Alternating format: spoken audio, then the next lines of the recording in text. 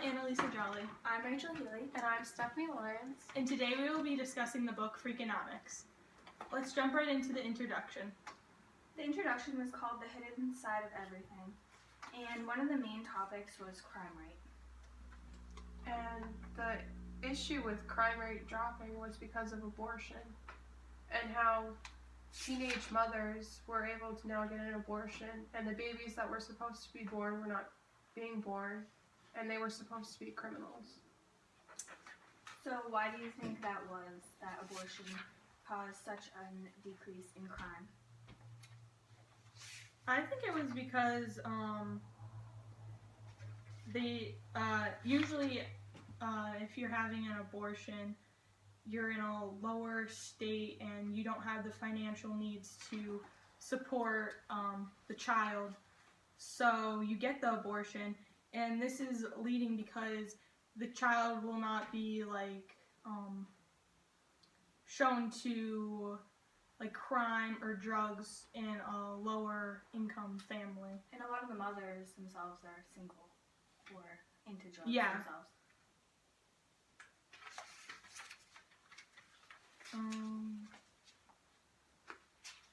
It also talked about real estate agents in this chapter, and about how real estate agents will actually have their house on the market more, for a longer period of time than their clients' houses. Why do you think that is?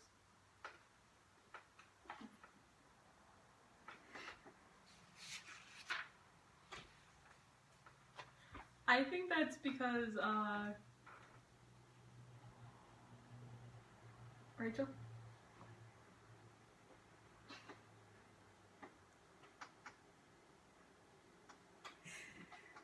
It's probably because they're making a less of a profit on the house. Okay. And because they don't want to put all the work in just to sell the house for a little bit more money. And they only get $150 more. But for the house,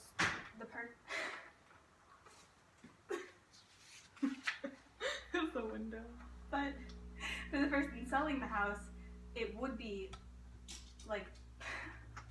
much more profit. They could be making $10,000 more dollars on the house, but the real estate agent would only be making $150. So it wouldn't be worth it for them in the end, I guess, right? And the cost of advertising, they really wouldn't get much more of a profit that way either. And just putting all the time and effort into it, it wouldn't be worth it to them. I don't know what else to say about that.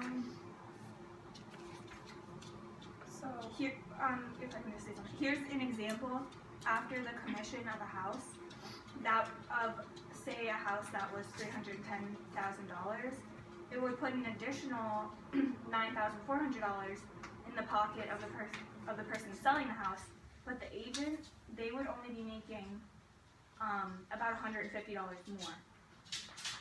So there's that.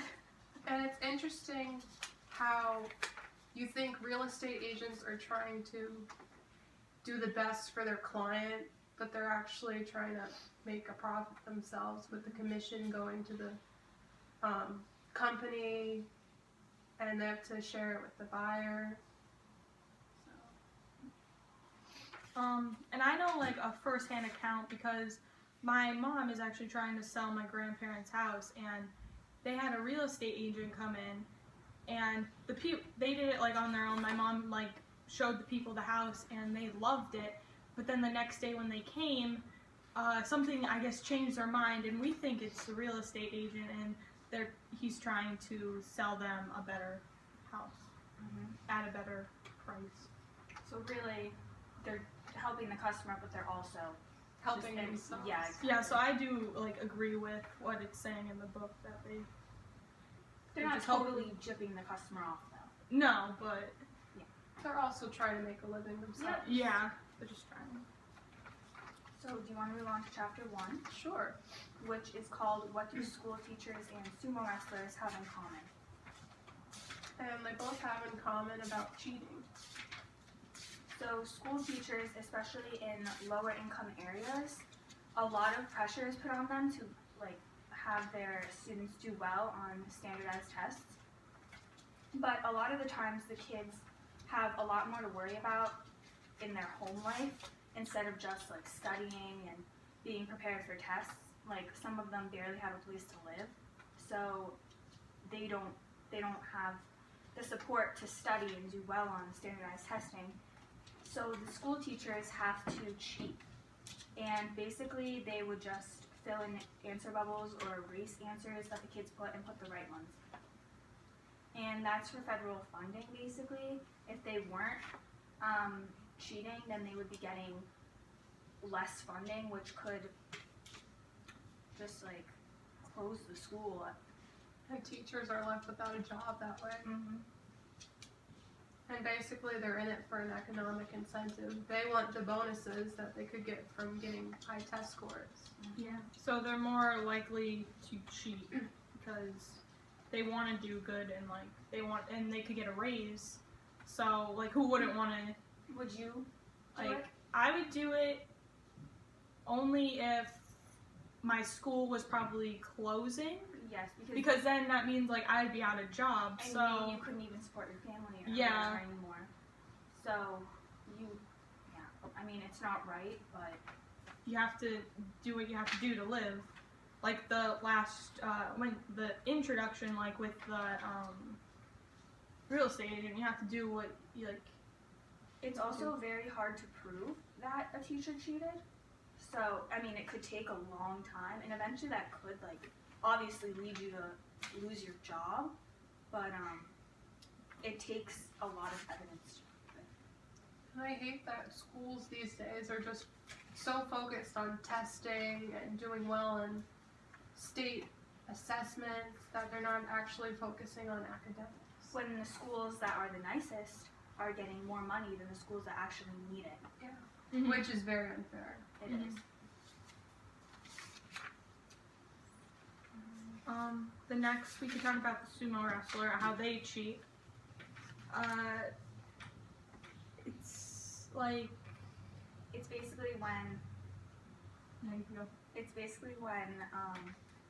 It happens a lot when there's a sumo wrestler with a 7-7 record and then one with an 8-6 record, because the one with the 7-7 record has a lot more to lose than the one with the 8-6 record has to gain. If the one with the 7-7 record was to lose their 15th match, I guess, then they could be kicked out of like the main circle of sumo wrestlers, which could, their income would go like really, really far down, and they'd be making next to nothing, as opposed to the 8-6 sumo wrestler who is already locked into place and is making a much higher wage.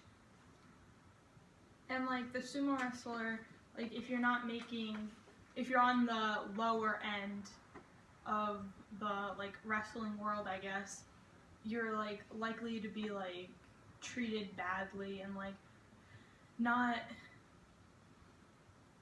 as like, I don't know, like you're more, I don't know, I'm floundering here. We're basically like a servant to the elite Yeah, wrestlers. exactly. So, like the elite wrestlers are treated like way better, and like so the lower ones really want to get to that elite level, so they're like really like trying to do their best, but in order to do that, they find that cheating is a helpful way for them to get up to a higher level. So Sometimes their best isn't good enough, Mhm. and they Yeah. have to cheat to get to the top, which kind of totally like goes against the whole thing as a whole, like, you know, in Mhm. competition as a whole. But like no I one can see wants why to be they do poor. it though. Yeah, me too. No one wants to be poor, but I Right. mean, And it's like one win, like they just need that one, like so usually it's just like one win that they need to get to be locked into the like higher level. And we see it all the time in sports these days, like NFL, NBA, even in baseball. Mm-hmm. It's present all the time, just for an economic incentive. Why don't we talk about the daycare in Israel Okay. and about the $3 fine for picking up your children late. Yeah, I think that's, I mean, I think it's kind of low that they put it at that. Like, I would send my kid for like if I could like go out and do grocery shopping without my kid, you know what I mean?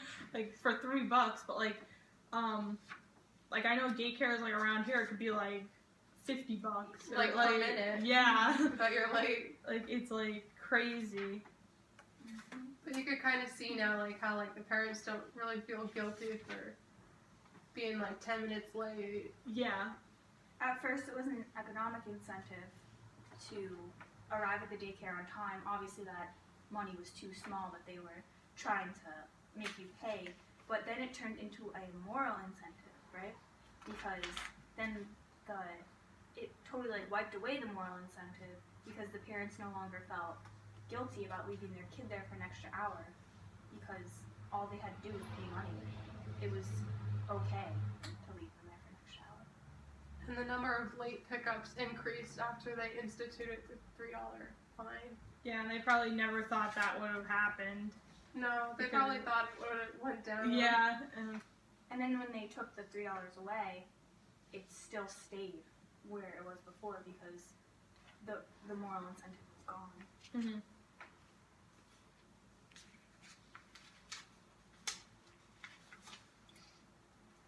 Why don't we talk about Chapter 2 now, about how the Ku Klux Klan is like a group of real estate agents. Okay.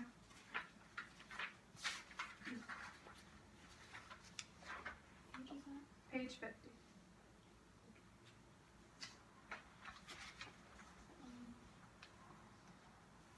So the KKK, they were basically concealing info from the public, and everyone in the group was keeping that information secret. But then, like, people. There was a man, Kennedy, who had an uncle in the KKK, and he kind of found out their secret information, like their rituals, their language, and their passwords. And a guy named John Brown also kind of found out that kind of information and how the Klan was like a money operation, just through memberships and stuff like that. And they were able to tell all their secrets about the KKK using the radio and how they kind of used it in a children's radio show and that kind of thing. So that made people want to get out of the KKK because all the information was being Leaked to the public, basically. Yeah. Mm-hmm. And it's just kind of interesting. They talked about lynchings in this chapter too, and about how lynchings decreased over time, but when the KKK was at its peak, the number of lynchings wasn't in proportion with it. And I found that kind of interesting because all the time in history class we're always talking about how brutal the lynchings were, when actually it was a rare thing because the African Americans figured out like not to do that just because of how severe your punishment can be. And that's how they controlled them because Right. they would put them in fear so they wouldn't leak any information or do anything wrong. And the early lynchings worked to stop them from violating moral codes and behaviors.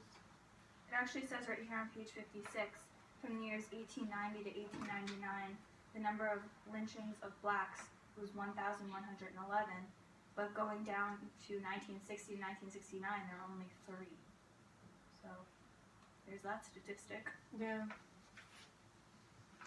I think it's like interesting that like they used like KL in many words. Yeah. Like I thought that was so like when I was reading that like it's like conversation and the local claver and like I don't like it's just so strange to me.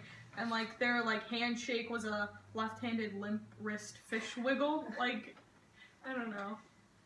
I just thought it was very informative, like interesting to learn about what their secrets. And they called members Klansmen.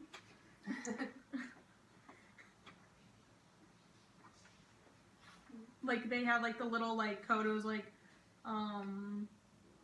Mr.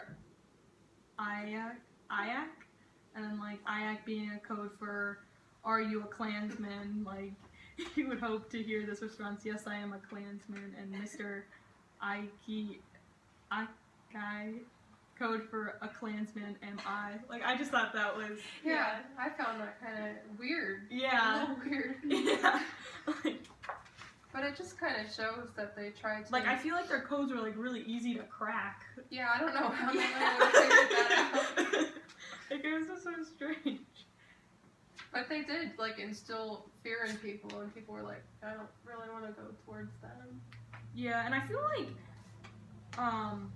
like they're kind of still around, like Locally, yeah, actually. Yeah, they're just like reestablishing, which isn't a good thing because we went like how many years without like hearing anything from like that clan.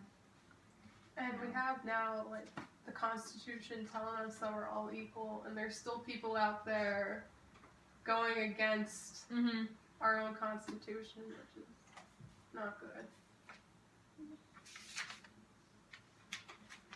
And why don't we talk about the real estate agents and how they kind of use their expertise to conceal information that made people kind of fear them in a way. Like when you're trying to sell a house, you want to sell it at the best kind of price, but your real estate agent could say, oh, that's kind of high for you to sell your house at that price, maybe a lower price. And you're just listening to them because you don't know what it's worth. Right. And like you think they're right because they're the experts and you're trusting them with your house and selling it. Yep. I actually went to go see a house a couple months ago in a really nice neighborhood. And the real estate agent was kind of telling us how, like, we have a pool at our house, and they're kind of telling us that it, like, devalues our house, which is yeah, like it's a weird. lot. Yeah, like a lot of things do. Like it's like a pool and like something else. Because it's more work for the person who buys it. Yeah, and like a lot of people don't want that too. Yeah. It's And it was crazy. just strange. I was like, Because okay, you you're think the that- expert. Yeah, you think that it would put up the value of your house. yeah, Have a pool. and they're like the terms that they use. Like granite and stuff like that in their ads to sell it for a higher price rather State than of the art. rather than like good neighborhood to sell it for a lower price, Yeah. which was kind of interesting. But their clients really do trust the real estate agents, hoping that they're trying to be in their best interest. When On page 72, it even says that an exclamation mark could correlate to a lower sale price, which kind of is crazy to me. Yeah. Something as small as that. Or like spacious. Fantastic. Great neighborhood.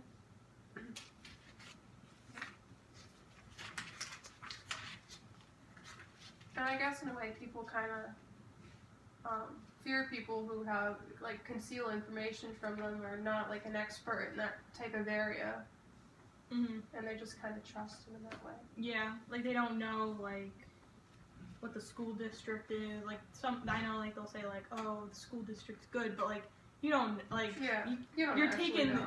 you're taking their word for it. And then it started to go into dating sites and how men and women were listing their races. And there were only two options, which were the same as mine or it doesn't matter. And roughly half of the white women on the site and 80% of the white men declared that race didn't matter to them.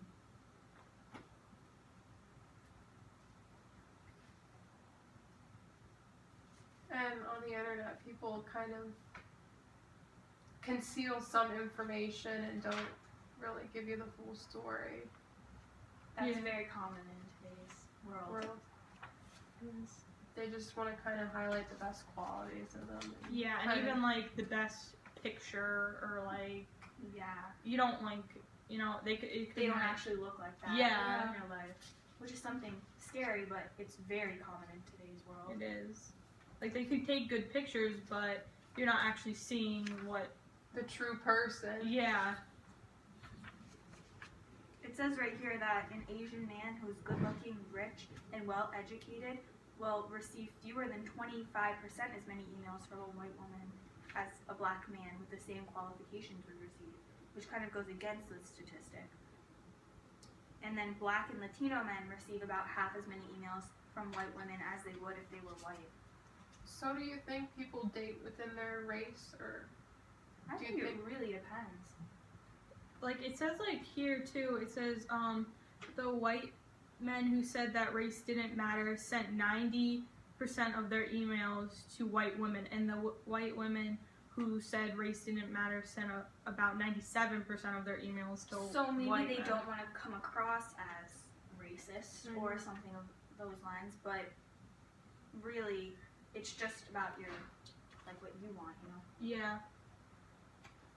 And a lot of families have issues with people dating without outside their race. Yeah. Especially, like, I think it's, like, Indian? Like, India? Mm-hmm. Like, I think they're always, like, arranged marriages and stuff Especially like in that. your social class. Yeah. Mm-hmm. Like, they want, like, somebody to be of their same so they could reproduce, so it makes Yeah, more for that race. Yeah, that's in India, and then, like, comparing it here, it's definitely dating inside your own race. Like, I mean, there is a lot of families that are mixed and Mm-hmm. all different sorts, same sex and everything like that. But Mm-hmm.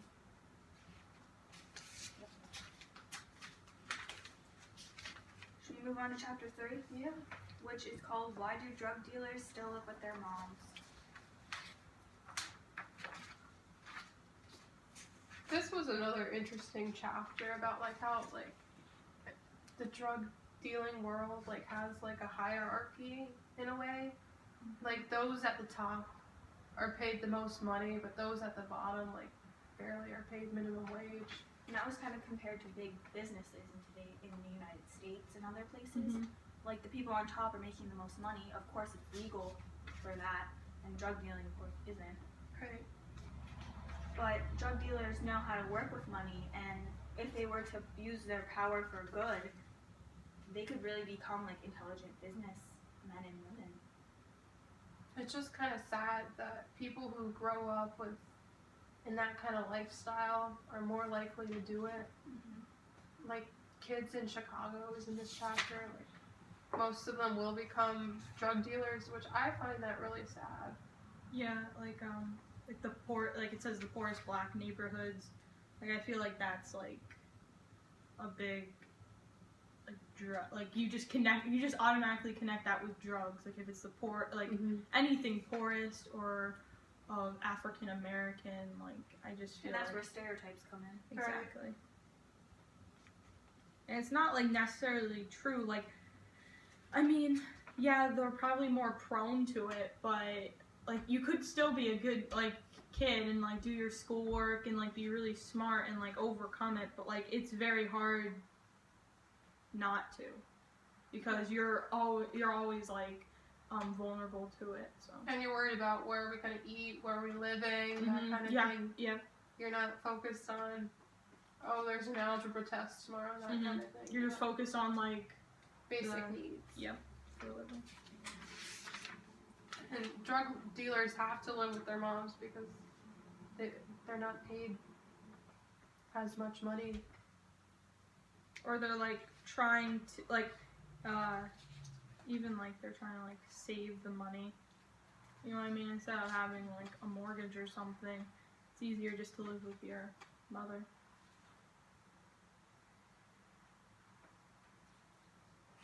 And it's easier to do that than to be like completely homeless, right? Mhm. It says in the 1980s there were about 3 million homeless Americans. Like more than 1 of every 100 people were homeless. That's pretty sad. Yeah. And I feel lucky that we're in such a good area for the most part. Like we don't have to worry about basic needs in the Dallas area. I mean, there are some people still struggling, but... And I feel like there's not as many, so we could actually like help them more. Yeah. So I feel pretty lucky to be living in the area that we are. But then again, like, wouldn't there be more homeless people if the drugs weren't around for them to be selling and stuff? You would think, right? Yeah. I guess they need the drugs to live. It really helps their economic situation. Yeah, I'm I mean not saying it's good, but yeah, We're not promoting it. We're just... But something like, I rather them like not be homeless. You know what I mean? I rather them live and sell the drugs than like die. It's also illegal. Yeah. I know, but I don't know. It's just I sad. get what you're saying. Yeah, it's just hard. I could see like why they do it. Yeah, there's no other option. Well, but then again, there is. They can go get a job, like, I guess. There's help around, like, but they don't want to do it. So. because you're making so little at, say, McDonald's. Exactly, and you can make like A lot of money selling drugs. yeah. And Yeah. people are always trying to get to the elite of the drug dealing. So. And there'll always be a The cartel. constant need for them. So like, people will always be wanting them. You know. Mhm. It's just a sad situation. There is assistance programs around that people could get involved in for help, but nobody wants to use them.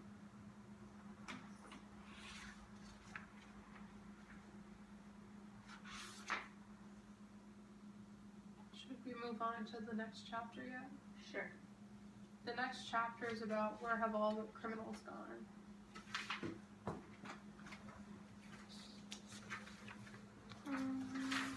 And this, they draw it a parallel to Romania, and the dictator made abortion illegal, but then he established it again to make their population stronger. And like within a year, the population was doubled or something like that. And then it said like the children who were born like and weren't aborted, I guess you could say,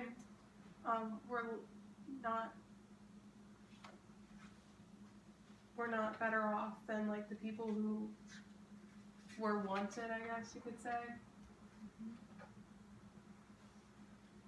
Like the babies born into Romania after the ban on abortion would live miserable lives unless they were a part of the elite class. So does that make abortion okay? No. I don't think it's right at all, but and it talked about how crime rate dropped because of abortion in the United States.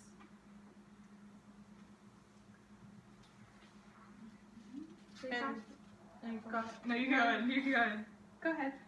Oh well, like in like the introduction, they talked about like the crime rate dropping, and like having like the adverse family. So like, How does that compare to this chapter? So the introduction where abortion became legal, how does that compare to when abortion became illegal in Romania? Where did it become? It became legal. Like it was illegal Mhm. because they claimed the fetus is the property of the entire society. But then he wanted a stronger society, and he built a new palace for himself, and he focused more on manufacturing instead of agriculture. So a lot of farmers were forced to live in unheated apartment buildings, and government positions were given to his family members, and he didn't benefit his citizens. He just wanted to double the population. So the farmers who were having kids, were they more likely to get abortions? I don't think so. Because they need extra hands, I feel, on the farm. Like, they need like But they were somebody. putting the farms out of business, right? It's true. I don't know, because if I was a farmer, Who had no money because I there were know. no harvests, could you support your kids? No, definitely not. I guess So then the kids that were being born into the higher classes, like the government officials. They had the money and the resources to raise a child. because then I feel like then like if you're a lower income family like the farmers and you have the like you can't have like you have to have something to carry on your legacy. So like then their farms would just like their family would just totally be gone. Die out. Yeah, like the name would just be gone because there would be no you wouldn't have any money or anything to. So at least a few farms would need to stay. Yeah, because you have to have food. You wouldn't have food, yeah. Yeah, you have to. That's like where you get your produce and everything like that. And they would have to have a kid. Yep. To carry on and be a farmer too. Yeah, and like I know there are a lot to like take for, but it's better to. You don't have to pay them. Mm-hmm. You know what I mean? They're just your child. So maybe limiting the amount of kids a farmer has. Mm-hmm. They were limiting them. Alright. Oh, here. It says,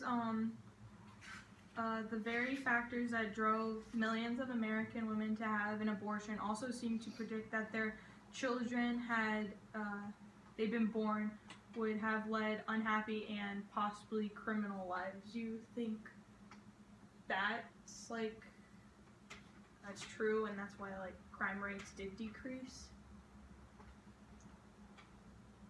In a way, I think so. Like, I don't think it's right to have an abortion to begin with. But under those circumstances, I think it's okay. Because, like, you're not subjecting your child to living in poor conditions when you yourself, like, don't have a job. And you know how bad it is. And you're unhappy. So, Yeah. like, you figure, and you're in the, like, you could be, like, a criminal, and you're, like, living that life, and you don't want to bring a child into this world and Which have, I don't like you. yeah, and you're just scared, so you just opt out. And people Of the birth. also looking from the outside who have better lives and jobs and all that, they say, oh, don't get an abortion, it's wrong. But you aren't feeling what that person is who is really unhappy with their life and is, like, poor and doesn't have a job. Like, I don't know, like adoption.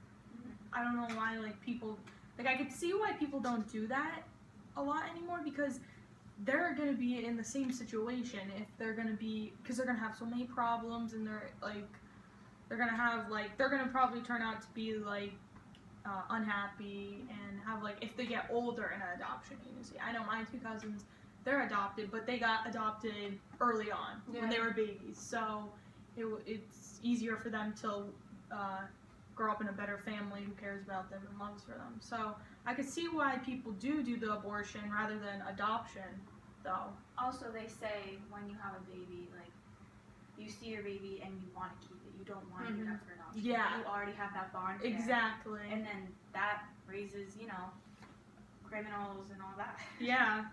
Like, you think you could do it, but then, like, You can't. you really can't because you're not financially stable. Yes, agreed. And the children who are being adopted, in a way, kind of feel unwanted. Like, their Mhm. parents gave them up. And, like, I feel like if they know that in their mind, like, oh, I'm in this adoption agency, like nobody's gonna want me, and, like, Maybe the person that takes me it's just weird. has to do it. I feel like adoption is so weird because it's like picking out, like, a puppy or something. You Yeah. know what I mean? Like, Yeah. it's like, they're human beings. They, like, and I feel like they're treated not as good in, like, orphanages and stuff. So also the crime rate dropped because of the justice system being more strict. Do you think that was true? Also, more police were being hired. So I think, like, that side of it, like justice, police, definitely decreased crime rate. Yeah. More police, less crime. Yeah. Typically. I feel that way too. During the 1960s, like, the whole justice legal system was more, like, lenient about criminals. Like, they served shorter sentences as compared to, like, now, like, drug charges, like, you're in there for life sometimes. Yeah. And definitely more police equals less crime, I feel. If you're like in the drug world and you see somebody get put in jail for drugs, you're gonna be more careful. Right. Yeah. You're gonna, you know, You're You gonna might- be on the you down might low. stop even because you're scared of what could Mhm. happen.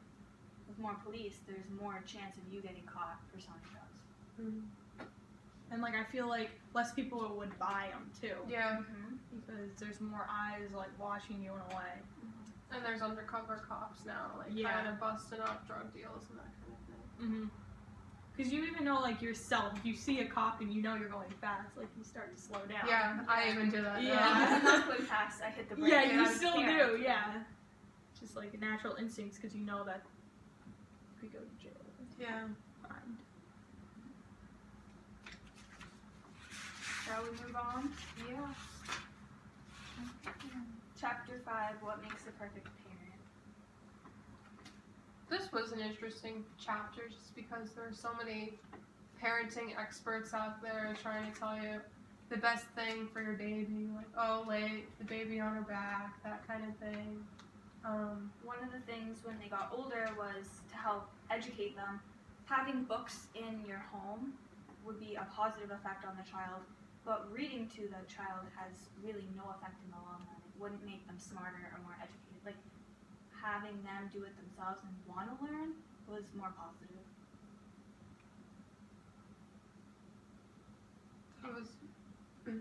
This chapter was just really interesting, just about how like parents are so scared of doing the wrong thing for their kid all the time. They have that fear in the back of their head, like, oh, like, even with like car seats and stuff like that, trying to find the best one for their kid and that kind of thing.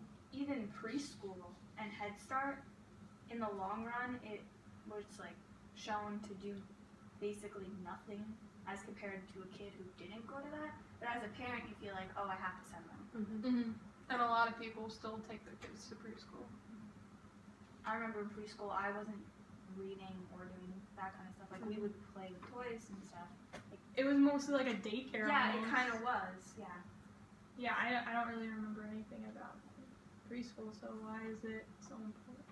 It was more of like a social interaction, just to get to know Which is also good. kids. Yeah, Yeah. to like, so it's like a easier way to like wean yourself into, Society. in kindergarten and for like just to school in general, because it is a big start. It's your almost whole life is consumed with school when you think about it. You're always learning. Your education might not increase because of preschool, but your social skills definitely do. Yeah. And it's a hard adjustment for a little kid to be away from their parents. Like, I took childcare class in school, and some of the kids were crying when their parents left, and I felt so bad, but Just have to push them like, Yeah. out of the nest, like over, like you just gotta. it's the best thing for them to get that kind of social interaction and kind of get used to going to school and kind of show them that, like, it's not so bad. That kind of thing. And another thing in this chapter was about a girl who had a friend who had like a gun in her house, and another friend who had a pool, and the parents sent the kid more to the friend with the pool than with the gun, which I found kind of interesting. But actually, like, they kind of said, oh, you should send. In this book, they kind of told you, oh, you should send him to the one with the gun more, because more kids die, like, drowning. Yeah, I mean, Someone has to pull the trigger to put a gun into a pool, but like you can just slip and fall into the pool and drown. Right. yeah. I feel like that's kind of an accurate, like, I agree with that. yeah. And people are always trying to assess risk, like flying versus driving, that kind of thing. Like, I know I have a fear of flying. Like, it's really bad.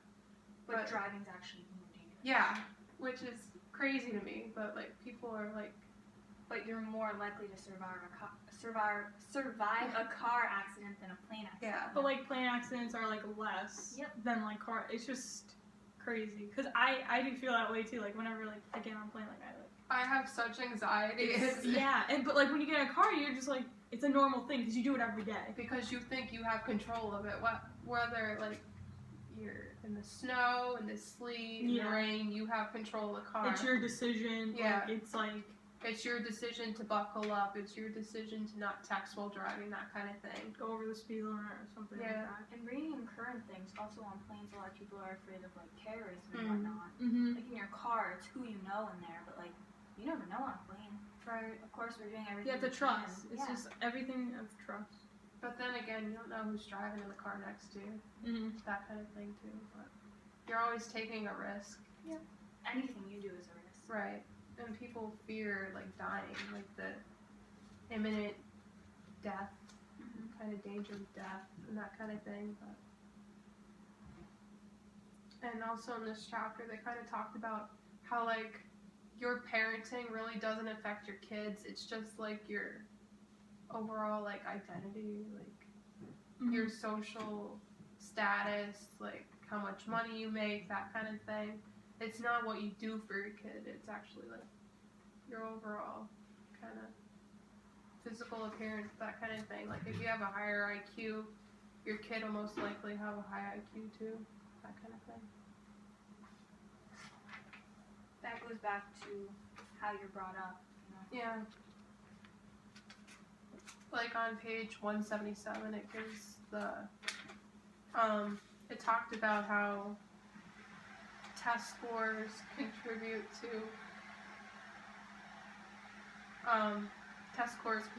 like how, what kind of stuff the parents do. Like they're highly educated, they have a high social economic status, they had low birth weight, and the child was adopted.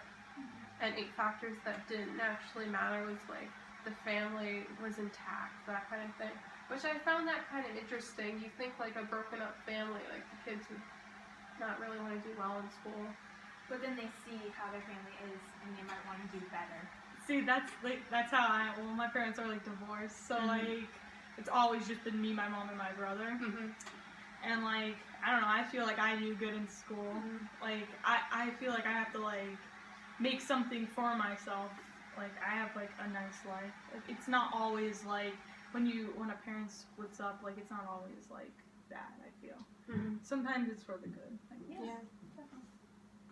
It says even it's like a woman who doesn't have her first child until she is at least 30 is likely to see that child do well in school. This mother tends to be a woman who wanted to get some advanced education or develop traction in her career. And I feel like that definitely makes sense. Yeah, it does. Teen mothers, they haven't experienced college yet. Like, exactly. They don't Some have of them education. They haven't like graduated high school even. And like I feel like nowadays like you don't have to get married to have a kid. Right. Like I feel like back then like you waited until you got married and then you had the kid and like the normal. Like, the order was different than it is now. It's more accepted. It is. Do you want to move on to the next chapter? Sure. And it's talking about, chapter 6, it's talking about how naming your kid could potentially impact the kind of person they are. Which I disagree with. I totally disagree with it too. I don't think really naming your kid could actually tell you like what kind of social status they'll be in. Like my name's in the low end bracket of like the 1990s. Yeah, and it's like even the most common low income white girl name, and then Rachel's is in the high end. So like I feel like we have a good like not balance, but like. But obviously argument that's here. not true. Like it might be true for some people, but I don't think what your name is has any type of correlation with how you live or what grades you get. Yeah, like you're your own person. Like it doesn't matter what you're like. You didn't pick the name. And there's always outliers to the whole thing, like people who kind of rise above what they're told they're going to be. And it was kind of interesting this chapter how Robert Lane named one of his children Loser and the other one Winner. Oh yeah. That was hysterical to me how like Loser was like successful and Winner became like a criminal. Like, Yeah. It's ironic. It's like so it proves that it doesn't matter what your name. It's who you're like, how you're raised, like brought up. I feel. Yeah, who you're surrounded by kind of impacts the kind of future you have. And here's an interesting statistic. It says the 20 white girl names that best signify low education parents, and then the number of years of the mother's education is listed as well. And number 1 and 2 are Angel and Heaven, which obviously have like biblical meaning, and their mother only went to school like 11.38 years, as opposed to number 20, which is Brandy, and their mom went to school 12.17 years. I found that very interesting. Also, the spelling of the name had different ranking on the list. Yeah. Brandy and Brandy were number 19 and 20, but like like an spelled I or a Y. I. Like. Yeah.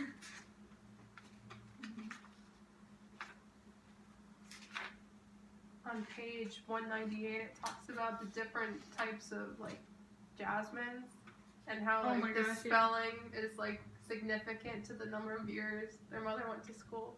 It's so strange. Like I don't think like this study is true at all. Like I really don't think If you so. take a look on the bottom of page 198, the 20 white boy names that best signify low education parents, they all end in like Y.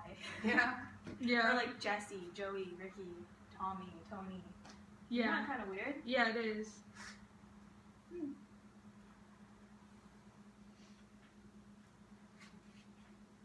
Like I feel like they just like take names from like like history or something. Like it's just like not like that links like I don't know, like Marie Claire is like high education. Yeah. Like I feel like that's like so like I And don't on know. page 199, the ones that signify the high education parents, they're all names like you would never hear in today's society. So maybe they're trying to be like fancy names or whatever. Yeah.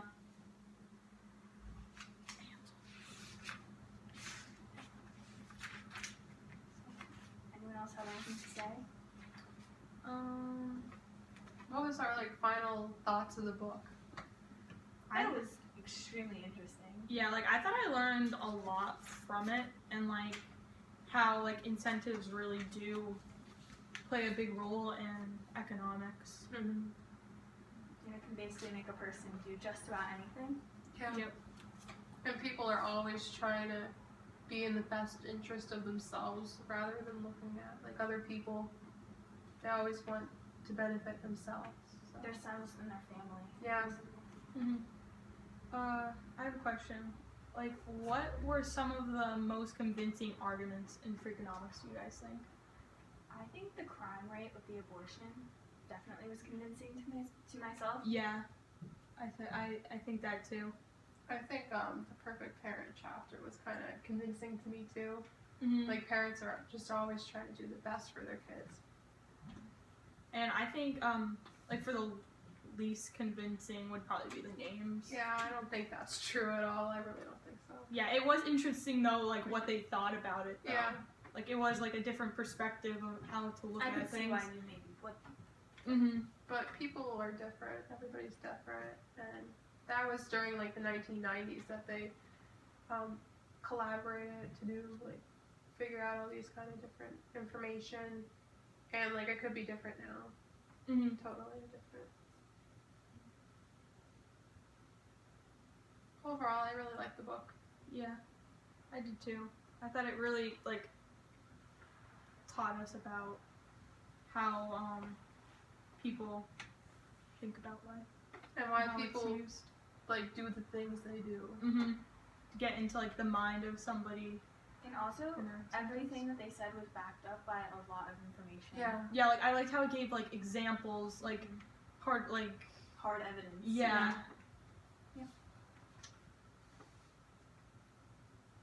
Does anybody else have anything else to say about the No. book?